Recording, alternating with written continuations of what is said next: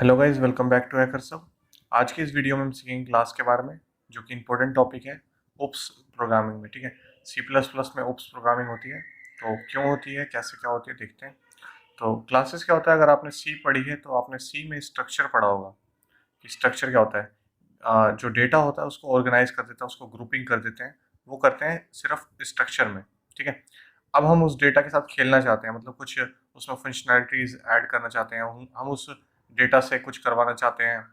उसके लिए जो है वो क्लासेस आती हैं उसके यूज़ में। स्ट्रक्चर में सिर्फ हम ग्रुपिंग करते थे, और क्लासेस में हम उसके अंदर फंक्शंस बना देंगे। उसके अंदर जो भी काम हम करवाना चाहते हैं वो क्लासेस खुद करके देगी हमें। ठीक है, तो बाकी थ्योरीज पढ़ लेते हैं, और थोड़े जो प्रैक्टिकल्स होंगे वो भी करेंगे इस वीडियो में। तो शुरू करते हैं। A class in C plus plus is the building block that leads to OOPs. It is a user defined data type. ठीक है, ये इंपॉर्टेंट है। Class is a user defined data type. Data type आपको पता होगा, data types क्या होता है। डेटा टाइप्स बताते हैं हमें कि डेटा जो है वो किस टाइप का है। ठीक है, जैसे हम प्रोग्राम, जैसे हम लैंग्वेज में लेते हैं इंट ए इंट बी। तो इंटीजर टाइप का जो ए है वो हमें बता रहा है कि इंटीजर टाइप का ए है। ठीक है, ए जो है वेरिएबल, उसका टाइप है इंटीजर। अगर मैंने करेक्टर ले लिया, करेक्टर सी, तो सी जो है वो करेक्टर है, वो हमें कौन बता रहा है, डेटा टाइप्स। ठीक है, तो वो कैर इंट वो डेटा टाइप हो गए। तो क्लास एक डेटा टाइप है विच holds it's on data members and member functions. ये दो चीज़ इंपॉर्टेंट है। आगे फर्दर डिस्कशन करेंगे इसकी वीडियो में कि डेटा मेंबर्स क्या होते हैं एंड मेंबर फंक्शंस क्या होते हैं।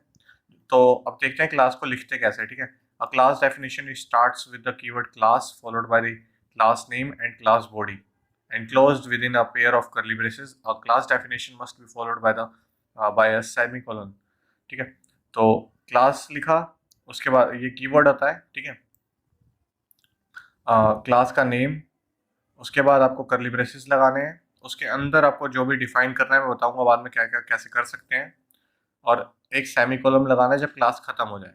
जब क्लास खत्म हो जाएगी उसके बाद सेमी कॉलम लगाना है, तब ये क्लास ओवर हो गई यहाँ पे। ठीक है, इसके बाद कैसे कॉलिंग करनी है, कैसे डेटा मेंबर्स को डिफाइन करना है, वो सब हम देखेंगे वीडियो में। इस पूरे को पूरे दोनों को, data members and member functions होते हैं, दो चीज़ें होती हैं इसमें क्लास के अंदर, data members and member functions. इसको दोनों को एक साथ बोलते हैं body of the class. Behaviour जो होता है क्लास का वो यही यही बताता है कि मेरा क्लास करने क्या वाला है भाई। ठीक है, हमने कुछ बनाया है तो किसी प्रॉब्लम को सॉल्व करने के लिए बनाया होगा, ऐसे फालतू में तो नहीं बनाया होगा। तो जो भी काम कर रहा है वो इस दोनों को कंबाइन करके बताता है वो, कि body of the class, behaviour of the class, जो भी काम कर रहा है वो ये इन दोनों को कंबाइन करके हम पता कर सकते हैं। ठीक है, तो मेंबर ऑफ द क्लास क्या होता है, ये दोनों, इन दोनों को मेंबर ऑफ द क्लास कहते हैं। मेंबर्स में दो मेंबर्स है, data members and member function. Data members and member functions. Data members क्या होता है, जैसे हम नॉर्मल प्रोग्रामिंग में लेते थे इंट मेन में, या फिर वॉइड मेन के अंदर अगर हमें एरिया ऑफ सर्कल निकालना है तो इंट आर रेडियस ले लेते थे। तो वो जैसे एक आर एक वेरिएबल हो गया, वैसे ही हम जो भी वेरिएबल्स हम क्लास में लेते हैं उसको बोलते हैं डेटा मेंबर्स। तो variable declared inside the class definition, class की डेफिनेशन, ये डेफिनेशन ऑफ द क्लास है। ठीक है, बॉडी ऑफ द क्लास, इसके अंदर जो भी वेरिएबल्स लेंगे हम उसको बोलते हैं डेटा मेंबर्स। ठीक है, data members declared inside the class definition are called as data members और member variable of the class. Variables are said to have class scope, that is, they will exist in memory as long as object of the class exists. As soon as object of the class goes out, they will be destroyed. तो ये कह रहा है कि variables जो होते हैं, data members, जो ये वेरिएबल्स हैं, वो तब तक ही रहते हैं, मेमोरी लेते हैं जब तक उसके ऑब्जेक्ट बने पड़े हैं प्रोग्राम में। अगर हमने कोई क्लास बनाया है और उसका अंदर एक डेटा मेंबर बनाया है, मेंबर वेरिएबल बनाया है, मगर मैंने उस क्लास का ऑब्जेक्ट नहीं बनाया, तो वो जो वेरिएबल है वो मेमोरी नहीं लेगा मेरा। ठीक है, वो तब तक ही मेमोरी लेगा जब तक हमने कोई ऑब्जेक्ट बनाया है। ऑब्जेक्ट क्या होता है वो मैं आगे बताऊंगा, इस वीडियो में नहीं, अगली वीडियो में डिस्कशन करेंगे। ठीक है, तो ऑब्जेक्ट जो होता है वो हम बताएंगे अभी बाद में। तो कैसे कॉलिंग करते हैं, कैसे एक्सेस करते हैं डेटा मेंबर्स को, सारी डिस्कशन होगी बाद में। तो मेन चीज़ ये है, variables are said to have class scope. ठीक है, as soon as object class of class goes out, जब तक क्लास ऑब्जेक्ट उसका डिलीट हो गया है, फिर नहीं बनाया, तो वो मेमोरी नहीं लेगा। ठीक है, ये था डेटा मेंबर्स के बारे में। अभी डेटा फंक्शन देखते हैं। ठीक है, तो मेंबर फंक्शन, मेंबर फंक्शन और method of the class, method of class, method बोलते हैं, या फिर member function of the class is a function that has its definition or its prototype within the class definition like other variable. ठीक है। तो member functions भी normal functions होते हैं, जैसे हम पिछले मतलब पहले की प्रोग्रामिंग करते थे, जो भी फंक्शंस होते हैं, अगर हमने क्लास के अंदर को फंक्शन को डिक्लेयर कर रखा है तो वो मेंबर फंक्शन कहलाता है। ठीक है। और इसको दो टाइप से हम डिफाइन कर सकते हैं inside the class. Member function can be defined as two ways, member function inside the class definition, member function definition outside the class. दो टाइप से डिफाइन कर सकते हैं। जैसे हमने क्लास बनाई है, अगर मैंने क्लास की बॉडी के अंदर ही फंक्शन को स्टार्ट किया, फंक्शन की डिफाइन करा, फंक्शन की बॉडी सब कुछ उस क्लास के अंदर है, तो वो फर्स्ट पार्ट हो गया इनसाइड द क्लास डेफिनेशन। ठीक है। मैंने मेंबर फंक्शन जो है वो क्लास के अंदर ही डिफाइन कर दिया, बॉडी बना दी, क्या क्या वो फंक्शन काम करेगा, सब कुछ मेरा क्लास के अंदर है। तो एक तरीका ये हो गया इनसाइड द क्लास में। तो इनसाइड द क्लास में क्या होता है, when a function is defined inside a class we do not require to place a membership level. जब हम एक फंक्शन को डिफाइन करते हैं क्लास के अंदर ही, तो हमें कोई मेंबरशिप लेवल की जरूरत नहीं पड़ती बताने की, कि मैं उसको नहीं बताऊंगा क्लास को कि भाई मैंने एक फंक्शन यूज करा है इस नाम का। ठीक है। तो वो बताने की जरूरत नहीं पड़ती। अब ये मेंबरशिप लेवल क्या होता है, ये देखेंगे हम प्रैक्टिकल में। Function is defined in the class itself at the place of declaration. This function is treated as inline function even if you do not use the inline specifier. Function को जब हम मेंबर फंक्शन को हम define करते थे class में, तो वो जो प्रोग्राम है या फिर कंपाइलर है वो उसको ट्रीट करता है उस फंक्शन को इनलाइन फंक्शन की तरह। इनलाइन फंक्शन क्या होता है, जब हम कॉलिंग करते हैं फंक्शन की, जैसे मेन में जैसे मैंने क्लास के अंदर एक फंक्शन बनाया मेंबर फंक्शन। ठीक है। और मैंने मेन में उसको कॉल किया है, तो ड्यूरिंग द कंपाइलेशन टाइम, जब वो कंपाइल करेगा मेरा कंपाइलर, तो जो भी मेंबर फंक्शन है वो सारा का सारा कोड कॉपी हो करके मेरा उस टाइम एग्जीक्यूशन के टाइम पे मेन के अंदर आ जाएगा वो। ठीक है। वो सारा का सारा कॉपी करके जहाँ पे प्रोग्राम को कॉल किया वहाँ पे वो आ जाएगा और कॉपी हो जाएगा। तो इससे क्या होता है, इससे थोड़ा टाइम का मतलब मेमोरी में तो दिक्कत होती है, क्योंकि कॉपी पेस्ट में थोड़ा दिक्कत लगता है। ठीक है। यहाँ पे है लिखा हुआ है मैंने, in case of inline function the compiler inserts the code of body of function of the place when it is called, where it is called. ठीक है। यहाँ वेयर होगा, body of the function of the place where it is called, and doing so program execution is faster but memory penalty is there। ठीक है। क्योंकि memory के साथ छेड़छाड़ हो रहा है, क्योंकि हम कोड को कॉपी पेस्ट कर रहे हैं, सब कुछ कॉपी हुआ नहीं हुआ। ठीक है। तो मेमोरी पेनल्टी इज देयर, मे भी हो सकती है नहीं भी हो, बट प्रोग्राम एग्जीक्यूशन फास्टर होगा क्योंकि कोड मेरा वहाँ पे कॉपी हो गया है। We can also use inline keyword, inline keyword भी हम यूज कर सकते हैं इनलाइन फंक्शन को, मतलब जैसे डेटा फंक्शन है, अगर अगर हम चाहते हैं तो हम इनलाइन कीवर्ड भी वहाँ पे यूज कर सकते हैं, अगर उसकी कुछ बाउंडेशन है, लिमिटेशन है। ठीक है। तो ये एक एग्जांपल है, क्लास स्टूडेंट बनाई है मैंने, और ये एक्सेस स्पेसिफायर है, इसके बारे में हम आगे डिस्कशन करेंगे, अभी इसके बारे में नहीं बताया। इंट आर मैंने एक वेरिएबल लिया है, इसको बोलता है डेटा मेंबर्स। ठीक है। और ये जो फंक्शन है इसको बोलता है डेटा मेंबर फंक्शन। ठीक है। Member function data members. और ये जो है करली ब्रेसिस, फंक्शन के बाद जो करली ब्रेसिस है और यहाँ तक करली ब्रेसिस है, तो ये हो गया मेरा फंक्शन का body of the function. Function कर क्या रहा है, काम क्या कर रहा है, एरिया निकाल रहा है, सी आउट कर रहा है। और यहाँ पे मैंने एक गड़बड़ लिखी है, ये फंक्शन ओपन हुआ है तो करली ब्रेसिस एक और यहाँ पे आएगा शायद। ठीक है। तो ये फंक्शन का करली ब्रेसिस हो गया, फंक्शन यहाँ पे खत्म हो गया, और ये क्लास यहाँ पे शुरू हुई, और ये सेमीकोलन के बाद क्लास मेरी खत्म हो गई। ठीक है। तो इसका अब प्रैक्टिकल थोड़ा देख लेते हैं कि फंक्शन को कैसे डिफाइन करते हैं, कैसे इनलाइन फंक्शन प्रैक्टिकल में काम करता है। इस वीडियो के लिए इतना ही थ्योरी पार्ट है, अब ये प्रैक्टिकल देख लेते हैं स्क्रीन पे, और उसके बाद हम देखेंगे और क्या क्या चीज़ें हैं क्लासेस के बारे में। हेलो गाइस, तो क्लासेस के बारे में आपने थ्योरी में देख लिया है कैसे डिफाइन करना है। फॉर एग्जांपल मैं यहाँ पे प्रैक्टिकल जो भी करके दिखाऊंगा आपको भी वैसे करना है। सबसे पहले क्लास एक कीवर्ड, उसके बाद क्लास का नेम दे देना है। फॉर एग्जांपल मैं यहाँ पे एक स्कूल नाम का क्लास बना लेता हूँ। ठीक है। और स्कूल के अंदर मैं करली ब्रेसिस ऑन ऑफ कर देता हूँ, और यहाँ पे सेमीकोलन के बाद मेरा क्लास जो है ओवर हो गया है। इसके अंदर मेरे को बनाना है data members and member function. दो चीज़ें होती है, मैंने बताया था। और एक और चीज़ होती है जिसके बारे में अभी हमने नहीं सीखा है, बट मैं यहाँ पे सब कुछ पब्लिकली कर लेता हूँ। ठीक है। अभी आप भी पब्लिक कर लेना, उसके बाद हम देख लेंगे पब्लिक, प्रोटेक्टेड एंड प्राइवेट में क्या डिफरेंस है, क्या होते क्या है, ये क्यों यूज़ करते हैं। ठीक है। तो अभी जो भी हम ले रहे हैं वो पब्लिक के अंदर ले रहे हैं। ठीक है। तो अभी हम एक वेरिएबल ले लेते हैं। बताया था मैंने वेरिएबल क्या होता है।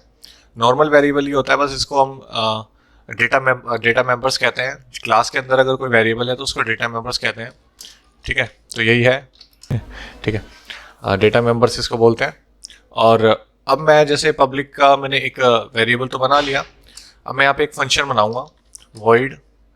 फॉर एग्जांपल मैं यहाँ पे सर्कल का एक एरिया निकाल लेता हूँ, तो एरिया, और इसके अंदर मैं एरिया निकालूंगा। एरिया इज इक्वल्स टू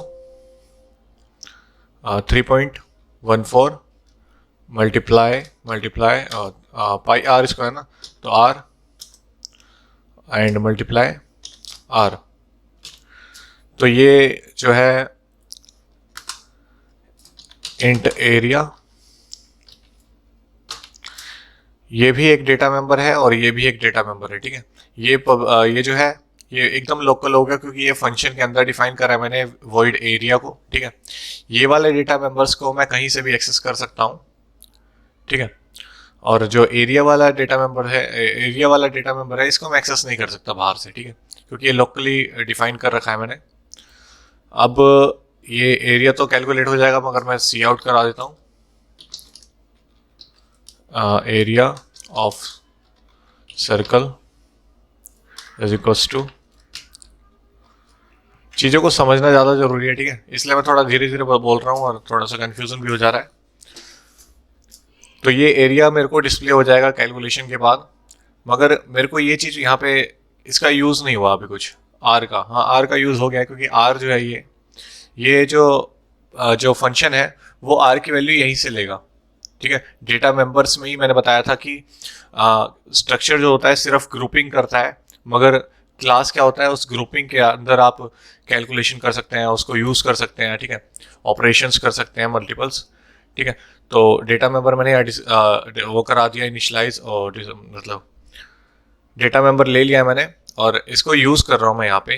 ठीक है, अब जो चीज़ मैं करने जा रहा हूँ वो अभी मैंने बताई तो नहीं है, मगर मैं कर देता हूँ ताकि प्रोग्राम रन हो। ये वॉइड मेन के अंदर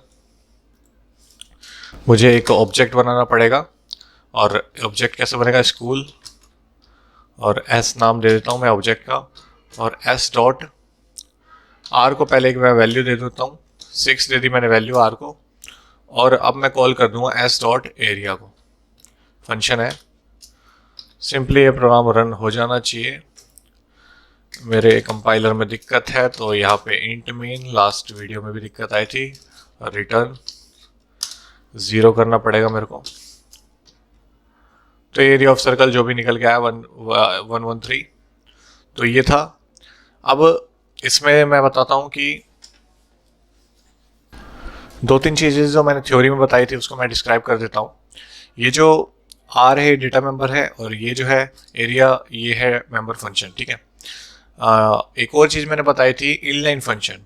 ठीक है, इनलाइन फंक्शन क्या होता है कि जैसे मेरा प्रोग्राम जो है वो मेन से शुरू होता है, मेन से कंपाइलेशन शुरू हुआ, आर एक इसने ऑब्जेक्ट बना लिया। जैसे ही ऑब्जेक्ट बनाया तो वो सबसे पहले कंस्ट्रक्टर को देखेगा। अभी कंस्ट्रक्टर मैंने बताया नहीं है वैसे। ठीक है, तो कंस्ट्रक्टर बाय डिफॉल्ट जो भी था नल वाला वो चल गया।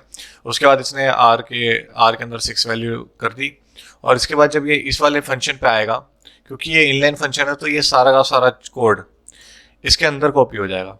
मतलब ये यहाँ नहीं जाएगा, ये चीज़ यहाँ आ जाएगी। ठीक है, कंपाइलर यहाँ नहीं जाएगा, वो सारा का सारा कोड जो एरिया में लिखा है वो यहाँ पे आ जाएगा और एग्जीक्यूट हो जाएगा। तो इससे कंपाइलेशन फास्ट होता है। ठीक है, तो ये था क्लासेस के बारे में। तो ये एक तरीका मैंने बताया था कि आप क्लासेस में कैसे मेंबर फंक्शन को डिस्क्राइब कर सकते हैं। 2 तरीके होते हैं वैसे मेंबर फंक्शन को डिस्क्राइब करने के। एक होता है क्लासेस के अंदर ही मैंने जैसे बनाया है फंक्शन, और अंदर ही डेफिनेशन कर दी है फंक्शन की, body of the function in सबको बोलते हैं। ठीक है, और जो दूसरा तरीका होता है वो होता है कि मैं यहाँ पे सिर्फ इस फंक्शन को बता दूंगा, मतलब क्लास को बता दूंगा कि एक फंक्शन है। इसी चीज़ को बोलते हैं मेंबरशिप लेवल, जो मैंने बताई थी कि मेंबरशिप लेवल में प्रैक्टिकल में बताऊंगा। इसी चीज़ को बोलते हैं मेंबरशिप लेवल। ठीक है, मैंने इस फंक्शन को बता दिया कि एक पब्लिक के अंदर एक वॉइड एरिया नाम का एक फंक्शन है, outside of the class describe करना है। ठीक है, तो क्लास मेरी इस सेमीकोलन के बाद खत्म होगी। अब मुझे यहाँ पे क्या करना है कि सबसे पहले रिटर्न टाइप, मेरा ये फंक्शन वॉइड टाइप का है, तो वॉइड, ठीक है। उसके बाद क्लास का नेम है स्कूल, तो स्कूल आ गया। उसके बाद रेजोल्यूशन ऑपरेटर, रेजोल्यूशन ऑपरेटर क्या होता है अभी मैं बताता हूँ। इसके बाद मुझे रखना है यहाँ पे फंक्शन का नेम क्या है, एरिया, ठीक है। एरिया के बाद अगर मेरे पास कोई पैरामीटर है तो फिर वो पैरामीटर आएंगे, मगर यहाँ पे कोई पैरामीटर है नहीं तो फिर वो कुछ नहीं आएगा। अब इसके अंदर मैं अपना सिंपली कोड कॉपी कर देता हूँ, ठीक है। तो ये रन होना चाहिए वैसे, ठीक है। तो ये रन हो गया और आंसर सेम है 113। अगर मैं इसकी वैल्यू को चेंज कर देता हूँ तो देखता हूँ कुछ चेंज आ रहा है, ठीक है। तो 50 आ गया है, प्रोग्राम रन हो रहा है और इंटीजर टाइप का, इसलिए कोई डॉट में वैल्यू जो आउटपुट है वो नहीं आ रहा है, ठीक है। अगर मैं फ्लोट ले लेता हूँ तो आउटपुट भी डॉट में आता, कैलकुलेशन डॉट में हो सकती है। तो ये दो तरीके थे फंक्शन, जो मेंबर फंक्शन है उसको डिस्क्राइब करने के, एक था क्लास के अंदर, एक था क्लास के बाहर। ये जो मेथड है ये क्लास के बाहर वाला है। और मैं अब बता रहा था स्कोप रेजोल्यूशन का यूज़, ठीक है। जैसे मैंने मल्टीपल फंक्शंस बना रखे हैं, मेरे पास दो क्लासेस हैं और मैंने एरिया नाम का जो फंक्शन है वो दोनों क्लास में बना रखा है, ठीक है। एक क्लास मेरा स्कूल हो गई, एक क्लास मेरा कॉलेज हो गया, ठीक है। और दोनों में मैंने एरिया नाम का फंक्शन बना रखा है। तो स्कोप रेजोल्यूशन क्या करेगा, जब मैं यहाँ पे डिफाइन करूंगा ना स्कूल ये क्लास का नेम हो गया, इन दोनों में रिलेशन जनरेट कर देता है स्कोप रेजोल्यूशन कि तेरा फंक्शन इस स्कूल से लिंक है और ये वाला फंक्शन इस स्कूल से लिंक है, मतलब दोनों में रिलेशनशिप मतलब बना देता है। तो इस वजह से एरर नहीं आते हैं। इसका यूज़ क्या है कि आप मतलब कितने भी नाम के फंक्शंस बना सकते हो, सेम नाम के फंक्शन बना सकते हो क्लासेस में, और वो स्कोप रेजोल्यूशन की मदद से कभी भी दिक्कत नहीं आएगी एग्जीक्यूशन में। तो ये था इस क्लास का प्रैक्टिकल। बाकी के टॉपिक्स जो हैं अगली वीडियो में कवर करेंगे। धन्यवाद।